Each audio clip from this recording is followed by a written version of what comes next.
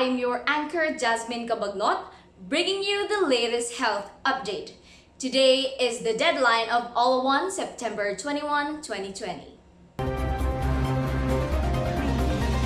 Breaking news! New and alarming number of Trichomonas infection reported from Centers of Disease Control and Prevention. More than 1,900 individuals infected in 45 different cities.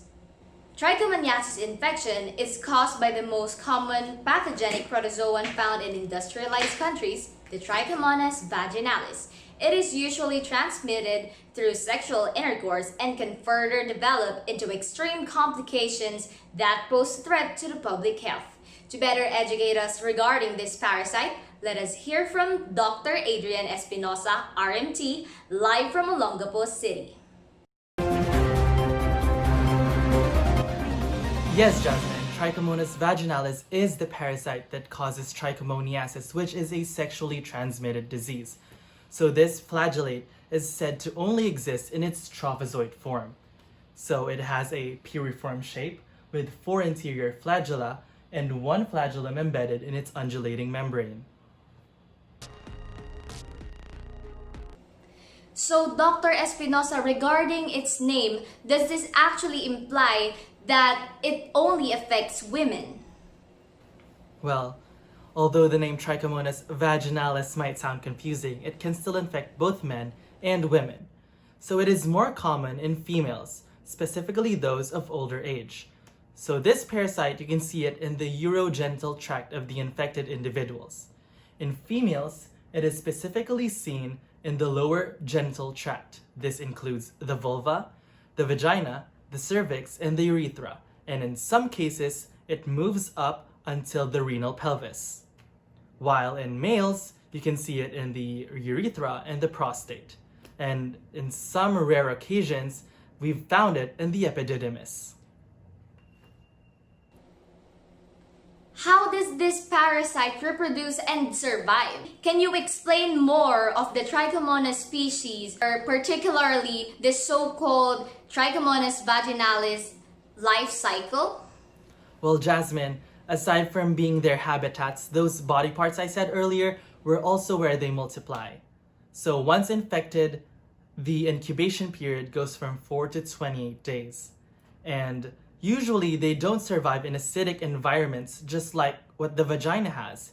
However, when the pH changes and it goes to a more basic than usual, that is the time when they can multiply. And that is through longitudinal binary fission, when the parasite divides itself into 2 equal halves.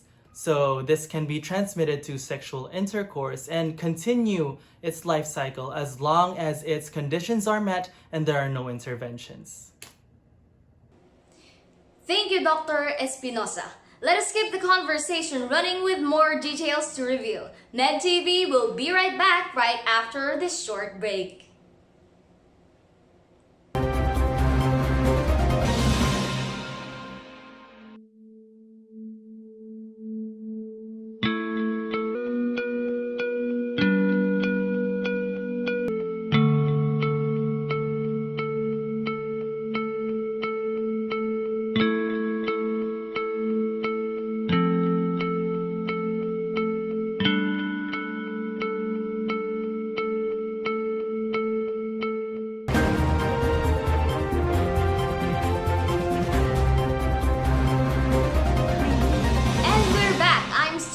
With Dr. Espinosa to discuss with us the remaining details regarding trichomoniasis.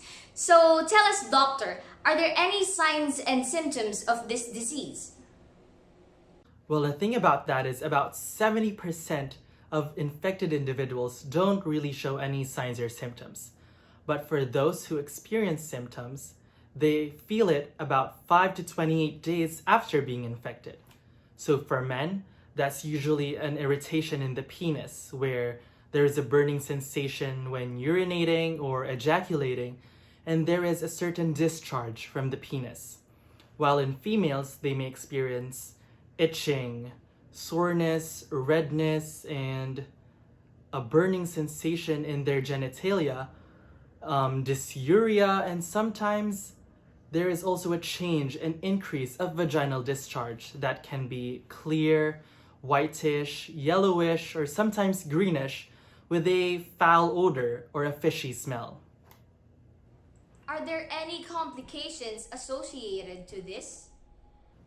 Well, Jasmine, as far as complications go, trichomoniasis can cause genital inflammation, which can increase the risk of spreading or getting sexually transmitted infections, just like HIV.